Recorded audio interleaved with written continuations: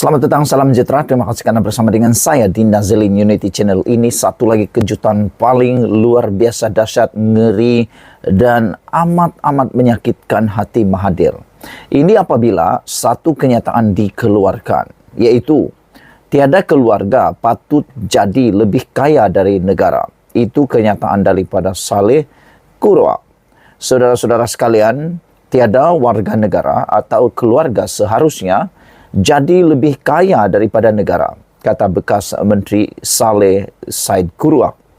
Dia berkata, ini kerana individu atau keluarga itu kemudiannya boleh memberi pengaruh yang tidak wajar terhadap negara dan takbir urusnya, kata beliau lagi.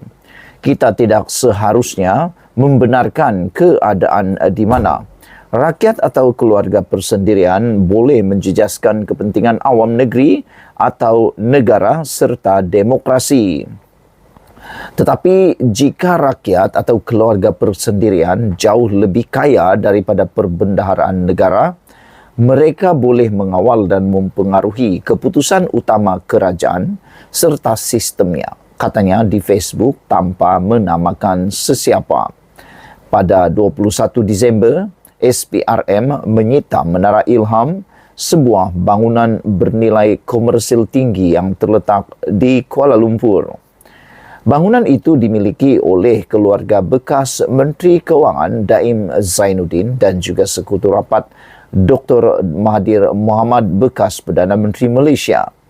Pada 9 Januari, SPRM mengesahkan Daim dan keluarganya sedang disiasat berhubung pendedahan mengenai kekayaannya dalam kertas Pandora. Pendedahan mendapati bahawa dalam rekod itu sahaja, anak Daim, isteri atau rakan perniagaan yang dikenali bersama-sama memegang aset bernilai sekurang-kurangnya kira-kira RM141 juta. Pada 18 Januari, SPRM menyoal anak sulung Mahathir iaitu Mirzan untuk membantu siasatan berhubung kebocoran kertas Panama. Selain daripada itu, telah disahkan bahawa SPRM menghendaki anak Mahathir iaitu Mirzan untuk menyatakan aset, mengisytiharkan aset kekayaan beliau dalam masa tempoh 30 hari. Itu telah menyebabkan Mahathir Mohamad terlompat jua akhirnya. Suruhanjaya itu berkata, notis turut dikeluarkan kepada Mirzan di bawah Seksyen 36 dalam kurungan 1 kurungan B Akta SPRM 2009 yang memerlukannya mengisytiharkan semua aset alih dan tak alih di Malaysia dan luar negara dalam tempoh 30 hari. Mahathir mengecam siasatan itu dan menyifatkannya sebagai penganiayaan politik terhadapnya dan keluarganya dengan mendakwa bahawa salah seorang anaknya diugut hukuman penjara 5 tahun. Sehubungan dengan itu, Saleh berkata, pentadbiran sekarang mahu mewujudkan takbir urus yang baik dan pengagihan kekayaan yang saksama bagi memastikan ekonomi negara kekal sehat. Ini pada pendapat saya, kata beliau, adalah apa yang kerajaan mahu beri jaminan kepada rakyat. Oleh itu, mereka mungkin memerlukan rakyat atau keluarga tertentu yang mempunyai harta yang besar untuk mengisytiharkan harta mereka bagi memastikan sejauh mana kekayaan mereka. Usaha ini boleh memberikan kesan jangka panjang yang positif kepada rakyat dan negara, kata bekas Ketua Menteri Sabah itu lagi. Dalam amalan pengisytiharan aset yang betul dan percukaian yang adil adalah pendekatan yang positif dan semua pihak harus mengalu-alukannya, terutamanya kepada golongan kaya, tambahnya lagi. Saudara-saudara sekalian, dengan adanya pengukuhan kata-kata daripada Saleh Said Kuruak ini, maka kita harus tahu bahawa di Malaysia tidak ada keluarga yang perlu lebih kaya daripada negara ini untuk mengelakkan daripada sebarang kesan negatif dalam jangka panjang. Selain daripada itu, seperti yang Said Kuruak katakan, jangan sampai ada orang yang boleh mempengaruhi dasar kerajaan Malaysia. Sekian dulu untuk kali ini. Jangan lupa tinggalkan komen Anda, tekan butang subscribe. Kita jumpa lagi. Bye-bye.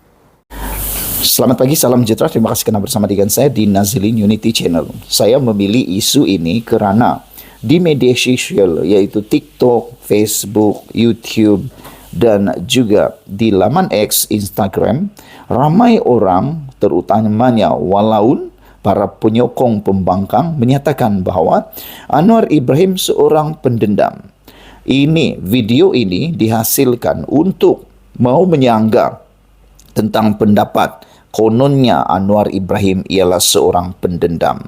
Jadi, saya dapatkan isunya seorang daripada penganalisis dan juga seorang yang mempunyai kapasiti untuk bercakap tentang pendendam ini, dipetik daripada Harapan Daily. Jom kita dengar apa yang sebenarnya berlaku. Siapa sebenarnya yang pendendam? Mari kita bandingkan Anwar dengan Mahathir. Kerana ramai orang kata Anwar Ibrahim pendendam dan ada yang mula menyokong Mahathir. Ada juga yang kata Mahathir pendendam dan Anwar bukan pendendam. Jadi, dengarkan ulasan ini dipetik daripada Harapan Daily bertarikh Januari 20. Perikatan Nasional dan Laskar Saibernya perlu membandingkan pemerintahan Perdana Menteri Datuk Seri Anwar Ibrahim dan mantan Perdana Menteri Tun Dr. Mahathir Mohamad sebelum mendakwa Anwar adalah pendendam ekoran siasatan SPRM terhadap Tun Daim Zainuddin. Mahathir kini penasihat kepada 4 kerajaan negeri takbiran Perikatan Nasional, yakni Kedah, Perlis, Kelantan dan Terengganu. Syed Ibrahim Syed Ono PH Ledang berhujah bahawa pengkritik era pentadbiran Tun Dr. Mahathir Mohamad ditahan di bawah Akta Keselamatan Dalam Negeri ISA. Elok Perikatan Nasional ingat semula dan muhasabah diri. Tindakan oleh Tun Mahathir dulu, kata beliau. Betapa ramai yang berpendapat ia tindakan zalim.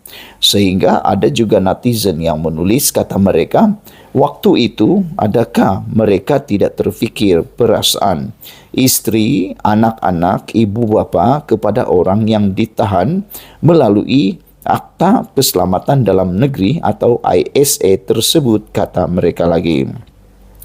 Bahkan pada ketika itu mereka kerajaan menekan, mengugut dan memenjarakan ramai ahli politik pembangkang, wartawan dan aktivis, kata ahli parlimen Ledang ini.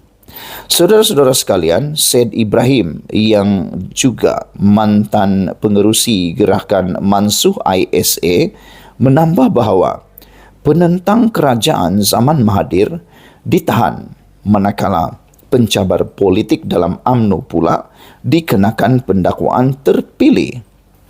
Hampir semua agensi di bawah telunjuk Mahathir tak berdendam kesumatkah begitu, kata beliau lagi. Tetapi Anwar dan sesiapa pun tidak boleh bersikap serupa pentadbiran Tun Mahathir. Kuasa tidak boleh disalahgunakan. Bersama kuasa ada bersamanya amanah dan pertanggungjawaban, ujar beliau lagi. Setelah mendengar komen dan ulasan daripada ahli parlimen PH iaitu Ledang ini, dari Ledang ini, apa pula pendapat anda semua? Siapa sebenarnya yang pendendam? Adakah Anwar atau Mahathir? Sekian dulu untuk kali ini. Jangan lupa tinggalkan komen anda, tekan butang subscribe. Malaysia kita punya, kita jaga sama-sama cintai Malaysiaku. Bye-bye.